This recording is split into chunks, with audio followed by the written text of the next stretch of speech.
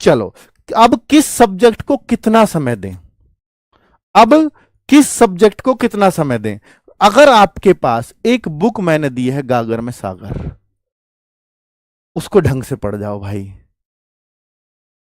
उस बुक को अगर ढंग से पढ़ गए और लास्ट समय में अगर कोई आपको कोई ये पूछना चाहे कि सर मैं क्या पढ़ूं, गागर में सागर पढ़ लो आप। सर गागर में सागर फिर मैराथन की जरूरत नहीं है, उसको ही पढ़ लेना आप। उसमें वीडियो स्कैनर लगे हुए हैं, कुछ छोटी छोटी वीडियो 5-5, 7-7 मिनट की, उन टॉपिक से एक्स्ट्रा उसको और पढ़ लेना। वही सब गागर में सागर है, सब कुछ दे दिया आपको। ठीक है, तो किस सब्जेक्ट को समय दें, समय ही अगर आपको देना है तो मैं कह रहा हूं मिनीमॉक तो जरूर लगाइएगा, साथ में इतना और मैनेज कर लीजिएगा कि मैथ्स को आप जो चैप्टर्स कमजोर हैं उसमें आपका समय 2 घंटे जाता, 3 घंटे जाता, अब बहुत कमजोर पे समय बर्बाद मत करना, वो सीखने का समय निकल चुका है। आपको मैथ्स आता है पर इन चैप्टरों पे मुझे थोड़ा सा काम करना बाकी है, उन चैप्टरों पे काम कर लो बस। और चाहे उसमें 2 घंटे लगे, 3 लगे, 4 लगे, मैथ्स में टाइम मत देखो।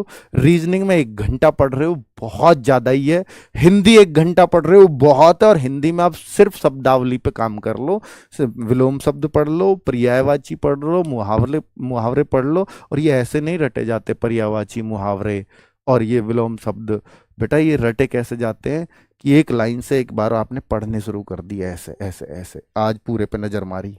रटना नहीं है कि पवन का, हवा का पर्यायवाची पवन, वायु, ये सब, समीर, ऐसे ऐसे नहीं रटना है।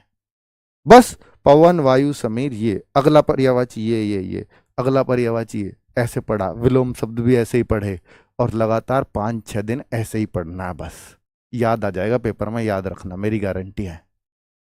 कोई रटेगा हवा के, पवन, वायु, समीर, ये ऐसे नहीं रटना है। पर्यायवाची ऐसे याद रहेंगे ही नहीं। बस आपको एक नजर रोज मारनी है उन पर, रोज मारनी है। आप क्यों, मेरा 200 पर्यायवाची रोज देखने, रोज देख लो उन्हें, रोज देख लो, 6-7 दिन तक देख लो, एग्जाम में उनमें से आया 100% सही हो जाएगा, क्योंकि ऑप्शन आएंगे वहां पर। सेम विलोम शब्द में करो, सेम मुहावरों में करो। ठीक है, तो जो और बाकी जो वैसी चीजें हैं, पैराग्राफ है तो वो वैसे ही सही हो जाता है, प्रैक्टिस करी होगी इतनी तो मैं मानता ही हूं। तो रीजनिंग को 1 घंटा दे दो, हिंदी को ऐसे 1 घंटे दे लो अगर कर सकते हो तो। और बाकी बचता है आपका जीएस, तो जीएस के लिए गागर में सागर पढ़ लो।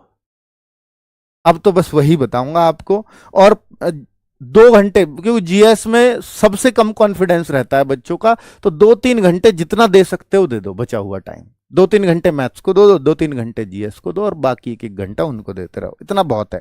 पहली